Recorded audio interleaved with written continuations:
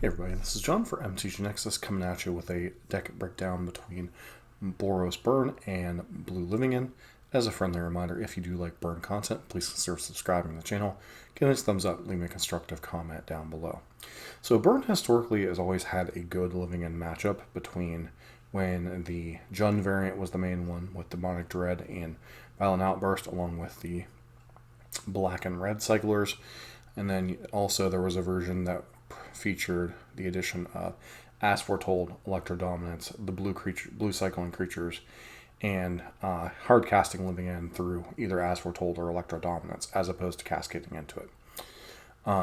Both those versions kind of went out the window when Charlotte's Agent was printed, and with the printing of Charlotte's Agent, the blue variant of Living In has kind of become the dominant version. And that version's a little bit different because of the nature of what the deck does. Obviously, it has access to things like Force of Negation, has access to the blue cyclers, and so many other different things.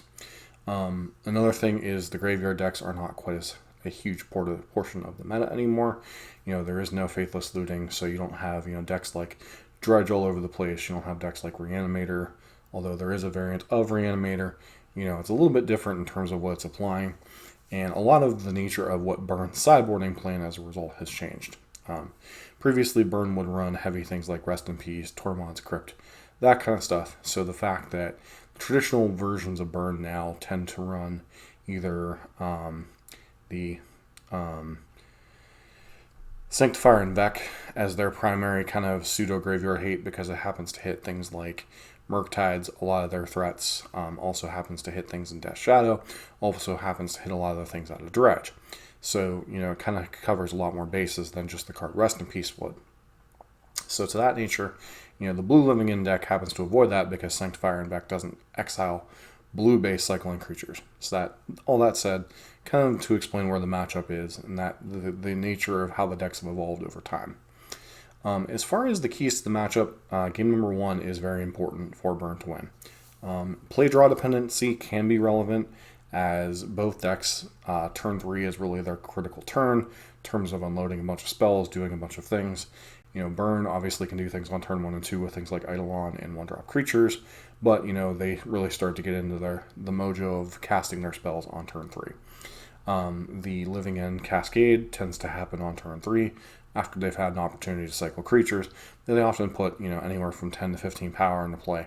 So depending on how much damage you've done to yourself with Fetch Shocks, or playing the Canopy lands, you may have done yourself to the point where that's a one turn clock, but generally after cascading it becomes a 2-turn clock. So the key for the Burn deck, especially in game number 1, is to get in with your creatures early, cast your Eidolon on turn 2 if at all possible, and then follow up with your Burn spells afterwards to close out the game. Sideboarding, the card that you're mainly looking to cut is Searing Blaze, because it doesn't really profitably interact with their creatures until they want it to. And overall, it's just probably your weakest spell. The second weakest spell after that is probably Lightning Helix. Just in terms of, it can be relevant to race, but they often deal damage in such large chunks. These are kind of the 2 cards that you look at to cut the most. You can potentially cut Eidolon, especially on the draw, but it's still a reasonable card, especially since their sideboarding plan often involves Leyline that we'll get to in a bit. The cards that you're looking to bring in, you're looking to bring Roiling Vortex, is the primary one that most Burn lists are playing these days. Deals them 5 damage for, casting their Living Ends with obviously paying no mana for it, which, regardless of how it's played, it's never cast for mana. And then the other card you might want to consider bringing in is Sanctifier and Vec. Does exile some of their things, Architects of Will, Grief, and Street Wraith, although they don't always leave in Street Wraith against us simply because they can't always afford to take the 2 life in order to cycle. The other cards you would bring in, obviously, is if you're playing Rest in Peace, you would bring in Rest in Peace. Any type of graveyard hate that you happen to be running, outside of Grafdigger's Cage, because of the templating of Living In, you want to bring in this matchup. You also want to bring in, if you happen to have it, you might want to consider bringing in Wear Tear, because Leyline of Sanctity is often a good portion of their part of the sideboarding plan. Like I said, we'll get into that in a second. That said, like I said, the matchup used to be very favorable for Burn, but now with the nature of the cyclers, the fact that they're playing Leylines, Generally, this is actually a fairly even matchup. I would say game number one definitely favors who's ever on the play. And then in the sideboarding plans, you got to understand that you generally, it's kind of this irony, right? Like their ley lines, punish the burn heavy hands, and creature decks can get it wiped out by living ends. So you're kind of in this weird situation. Like you need your creatures to deal them damage, and you really need your Roiling Vortexes to kind of be this like finishing maneuver. Because their backup plan, if they can't living end successfully, is like this kind of slow, mopey beatdown plan where they're casting like Brazen Borrower's Endurances, Curator of Mysteries, just kind of beat you down, and that version's a lot slower. Especially if they don't have a ley line, oftentimes you're going to be able to beat that quite easily. From the living end side, they have a couple of cards in the main deck that are kind of important. The main things obviously being Force of Negation and Grief. Grief, especially on turn one, can come down and take, an Eidolon. It can come down and take a, say if they're on the play like a Goblin Guide or something. This can really like break up your ability to kill them in a timely fashion before they go off on turn 3. And then beyond that, they're wanting to cycle 2 or 3 or 4 creatures, cast a Shardful Agent or a Violent Outburst fairly quickly. That's kind of what game 1 comes down to, is just the speed of both decks. It's basically a gold fishing race. Living End basically kills around turn 5, and like I said, they do have some amount of interaction.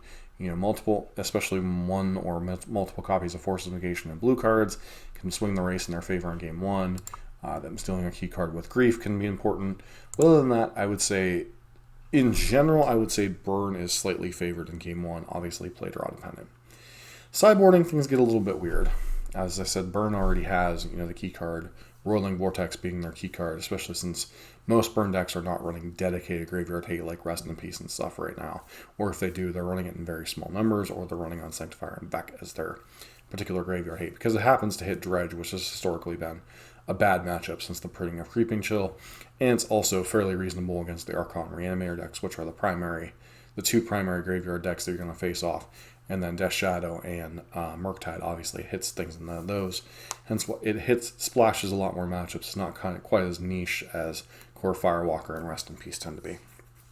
That said, Leyline of Sanctity is a card that happens to be part of Living End's normal sideboarding plan, simply because of the presence of Endurance being one of the larger graveyard hate pieces in the format. Because of the Elementals decks, because of just random decks being able to play Endurance. Amulet Titan, Amulet Titan's graveyard hate mostly being Majuka Bog and Endurance. You have all these things where Leyline of Sanctity, it makes a ton of sense for them to play. Burn happens to get caught up in that splash damage just of a sideboard plan that they have, and also happens to be very, very good against what Burn's game plan is outside of their creatures in a Roiling Vortex. Other cards you might see them bring in, and you might see them bring in, Foundation Breakers or Force of Vigor if they want to blow up your copies of Roiling Vortex specifically, or to a lesser extent Eidolon can deal them 4 damage when they're casting these spells. When I played a Living End, now I am far from a Living End expert, so I have some familiarity with the deck. I've probably played like 3 or 4 leagues with the deck. Against Burn, I would always try to cut things like Street Wraith and stuff. Maybe that's not the right thing, because it makes it harder to cast a Grief, especially since they only really run 1 Sunken Ruins as a way to cast Grief hard casting wise. I always cast or cut Street Wraith against Burn because it's damage. Well, this was before Leyline of Sanctity was really a huge thing, so I was always trying to mitigate the amount of damage that I took from the Burn deck, or how much damage I was dealing with myself. Other sideboard plans I've seen occurring things like Waker Waves and stuff, things that are a little bit more mana intensive. Colossal Sky Turtle obviously has the ability to bounce creatures back to hands. So these are the cards that I've been seeing getting cut in a lot of matchups. So a lot of it depends on the nature of what they're cutting, but they're still cutting some number of cyclers. They might cut a Grief or 2. Force of Negation is kind of an important card for them in the matchup. But most of what I've seen them bringing in against us tends to be Leyline, some amount of enchantment, artifact destruction, simply because like I said, our best tools against them are Roiling Vortex and copies of Eidolon the Great Revel. As far as Eidolon happens to be nice because it's dealing the damage as an attacker, while also it deals them a minimum of 4 damage whenever they're casting their cascade spells, because they're having to cast the cascade spell, which is a 3-mana spell, and then the Living End itself, which is obviously 3 mana or less. So they're taking 4 damage off that. Obviously, if you have 2 Eidolons in play, it's 8 damage, etc. So, you might see Force of Vigor, might see Foundation Breaker, and you might see Leyline, kind of the cards they bring in. As far as the cards they shave, it's some amount of the Cyclers, maybe some amount of Griefs, although Grief, does kind of serve the same purpose of attacking those cards too. And they might shave some number of Force of Negation. I mean, Force is important to keep them staying alive, but a lot less so when they bring in Leylines. They still need answers to copies of our Enchantment and Artifact hate. Force of Negation doesn't hit Eidolon, but Living End does. So, as I said, I'm far from a Living End expert, but as far as I know, that's generally the game plans you see. They're bringing in some amount of Artifact and Enchantment hate. They're bringing in the Leylines. They're warding out some of their Cyclers, maybe, shaving on Force of Negation, Grief, that kind of stuff. Although those all have utility, those kind of things. So, as far as the matchup overall, it is definitely play draw dependent. I think it's a lot closer of a matchup than the Living End decks have historically been. As I said, Jund Living End was almost a buy for Burn in some ways. Like, they literally had to have Leyline in their sideboard and try to cheese you out with Blood Moon too. And even so, creature heavy draws could sometimes beat them before they could get set up and kill you. And the As Foretold versions were just very inconsistent with what they were doing. So, that version never felt particularly close for Burn either. But this kind of newer generation Blue Living End, which has become kind of the Tier 1, Tier 1.5 deck that it has become today, this is a very close matchup, and I would say, it's very play-draw dependent, but, you need to be aware of what your plays are, their counter plays. That's kind of how the matchup goes. Like I said, I've tended to have a very good record against Living End, probably up until about 6 months ago.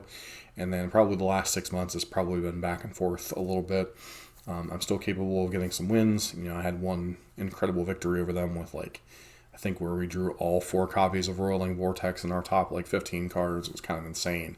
And we literally just won with, Roiling Vortexes chipping down, and they weren't able to cast creatures in a timely fashion. So, like I said, both are very linear decks, so there's not a ton of counterplay to each other, but that's kind of what the strategies for each deck are. How to approach the matchup from the Burn side, kind of how to approach the matchup from the Living End side. Hopefully this helps in your next matchup against a Living End pilot as a Burn pilot, or if you happen to be a Living End pilot, a little bit of insight from the Burn side of things. So, this has been John for MTG Nexus. Don't forget to like, comment, subscribe to the channel.